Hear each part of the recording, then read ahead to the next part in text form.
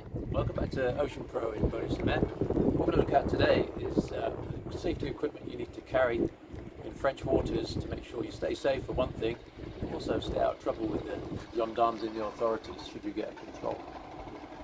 So,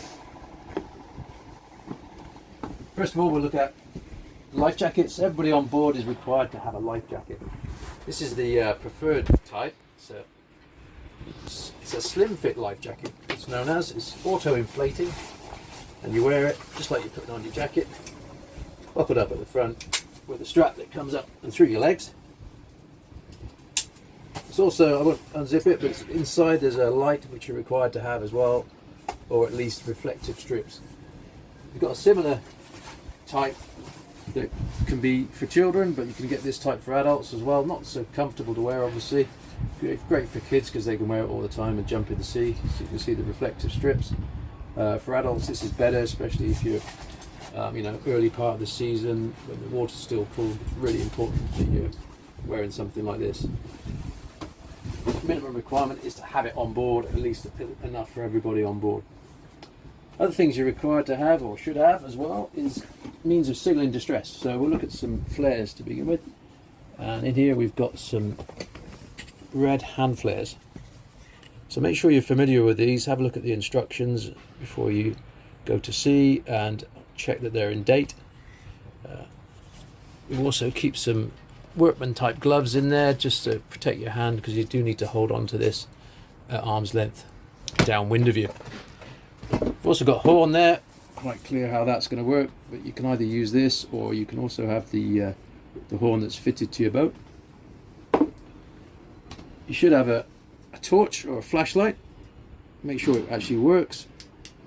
That's a favourite one for the gendarme to check, that you're actually got batteries that actually power your torch. Now you also need a means of bailing out your boat. So for the small parts of the boat, a scoop like this, a little bailer, is really useful. Obviously if you've got a large quantity of water to get rid of, a bucket can get rid of a bit more. So, but for the cost of these things, you might as well have both. We also need a means of getting someone back on board should they fall overboard. So that's generally either going to be what we call a horseshoe type buoy, which is a floating buoy with a line attached to it. They're actually not that much use without the line attached, because it's just going to float away, whereas this thing you can pull someone back towards you with the line. Going back to bailing out the boat, actually another thing we should mention is the hand pump down there. That's the stirrup type pump, so you push it down into the lowest part where the water is and put the tube overboard so you can get rid of the water. Just mentioned about towing, but you do need a line strong enough, and rough guide 3 times the length of the boat is a good thing to start with, and also another shorter line to secure it to spread the load across 2 different points. Now you need a means of fighting fire, and here we've got a dry powder fire extinguisher, which is a general type that you can use on all types of fire, so most boats will be fitted to this with this type. Make sure it's serviced and in date, and the pressure's correct if you've got that gauge on it.